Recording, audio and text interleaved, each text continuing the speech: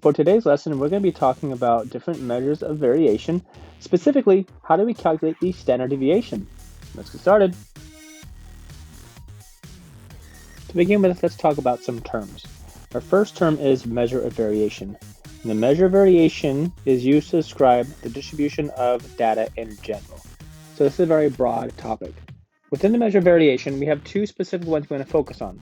We have the range, which we've already talked about, and the range is a variation of terms between the minimum and maximum value of the data set. And then lastly, we have standard deviation, our new term. So this measure of variation is going to be the variation of terms from the mean. So the standard deviation specifically talks about how terms deviate or how they spread out in relationship to the mean. We're going to focus on talking about that today. All right, so for our example here, the tables show the ages of contestants on two different reality cooking shows. We're going to find the range for each and compare our results. Go ahead and try this on your own, hit pause, and come back and see how you did. Okay, so for show A, I went ahead and circled the numbers that were the minimum and the maximum. Our minimum value or age was 19 and our maximum age was 31. So to find our range, we would do 31 minus 19, and we get 12. So 12 tells us that the age range between the youngest and the oldest person was 12. Looking for show B, again, I highlighted what I thought were the minimums and the maximums. We have 48 and 19. So to find the range for show B, we would subtract those two. 48 minus 19, and we get 29, which means the age range for show B is much greater. It's actually 29, whereas the age range for show A was 12. As a follow-up, we're going to go ahead and take off the 25-year-old from show A, and we'll take off the 48-year-old for show B. And now our question is that going to affect the range for each show, yes or no? If we go ahead and look at show A, we're going to look at our same numbers, 19 and 31. So the range for show A is going to be still 12, right? 31 minus 19. If we look at show B, we have a different set of numbers now. 19 is still our youngest age, but our oldest age is now going to be 32. So when we try and find our range now for show B, instead of 48 minus 19, we have 32 minus 19, and we get 13. Now the age ranges for both shows are much closer. Show A again has an age range of 12, and show B has an age range of 13. While the range is a good indicator as to how spread out the overall data is, the standard deviation can help us figure out how things deviate specifically from the mean, which we'll talk about later in the chapter. For now, let's go ahead and try and find it. Our first step is to find the mean. And just to reiterate how to find the mean, we're going to add up all of our numbers and divide by how many we have. If we add them all together, then you get 56, and there are 5 of them, which gives us 11.2. And we're going to introduce a new symbol for our mean, which is going to be x bar. So 11.2 is our mean, and again, x bar is going to symbolize that. For our next step, we're going to be subtracting the mean from each number. So what that's going to look like is I take my first number, which is 4, and I just subtract the mean from that. And I put down what my answer is. Let's go ahead and put that in the space over here. All right, so we dealt with all of our terms. Repeat that with the 6, and so on. Oops, minus.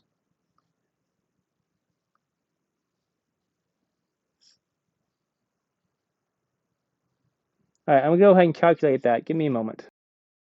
Here you can see that I have the results once I subtracted the mean from each one of my numbers. And I listed them in red here. So we have the negative 7.2, negative 5.2, down to our 9.8. Step 3 is to go ahead and square the results. So I'm going to be taking each one of those numbers and squaring it. So for example, whatever I got with the 4 minus 11.2, I would end up squaring that, which means I would do negative 7.2 squared. One important thing to point out here, anytime we square something, we're going to get a positive value. So give me a moment, I'm going to go ahead and calculate this and then move on to our next step. All right, so in green, you can see what I got when I squared my results. So once again, negative 7.2 squared is a positive 51.84.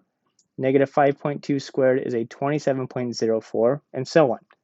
All right, so step 3 was squaring the numbers. Step 4 is going to be adding them all together. So when I add those 5 numbers together, I get 178.8. For step 5, I'm now going to take that number and divide by how many terms we have. And I'm going to do that up here at the top because I'm running out of space. So 178.8 divided by 5 because there were 5 terms. And I get as my answer 35.76. Okay, so we've done steps 1 through 5. Our last step, step 6, to actually find the square root and calculate our standard deviation. So I would be taking the square root of 35.6, and I get approximately 5.98. So let's kind of reiterate those steps again. Step 1, we found the mean for our values, so I add up all of my numbers, divided by 5, and I got my mean, and we have that new symbol of x bar. For step 2, I'm subtracting the mean from every one of my numbers, and you can see that here in the blue. We have the original data points, and then I'm subtracting the mean from them, and the result is what we have here in red. For step 3, I'm going to be squaring each one of those numbers. So I squared these numbers, and I got these numbers over here in green. Step 4, add them all together, and that's how I got my 178.8. Step 5, divide by the total number of terms to get to 35.6. And finally, step 6 is taking my square root to arrive at my final answer of 5.98.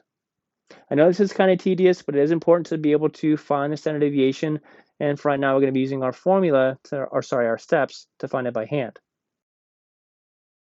All right, so now that we have a small idea of what the standard deviation is, let's kind of generalize it. A small standard deviation in general is going to mean the data is very close to the mean.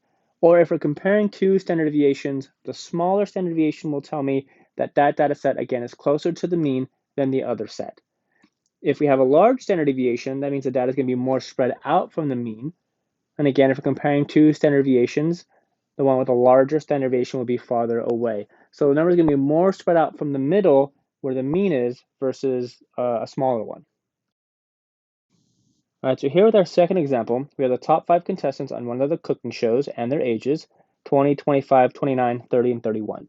We're going to go ahead and find the standard deviation, and we're going to round to the nearest tenth, and then discuss what it means. So step 1, we want to find the mean. If I find the mean, I'm going to add all the numbers together, and in this case, divide by 5, and write down what I got. Go ahead and pause this on video and attempt it on your own. Okay, so our mean is symbolized using x bar. If I add those 5 numbers together, then I get 135.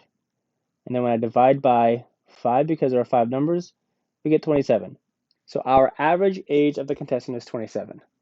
All right, now time for step 2. We're going to subtract that from every one of our numbers. So we have 20 minus 27, 25 minus 27, 29 minus 27, 30 minus 27, and 31 minus 27. Once we subtracted them, we want to make sure we write down our answers. We have negative 7, negative 2, positive 2, positive 3, and positive 4. Now we have to square each one of those numbers. And don't forget, whenever we square a number, we're going to end up with a positive value. All right, so if I square negative 7, we get 49. If I square negative 2, we get positive 4, positive 4, positive 9, and 16. All right. Okay, if we add those all together, then we get a total of 82. And then we're going to go ahead and divide by 5 because there are 5 numbers, which gives us 16.4. And then our last step to turn that into our standard deviation is to take the square root.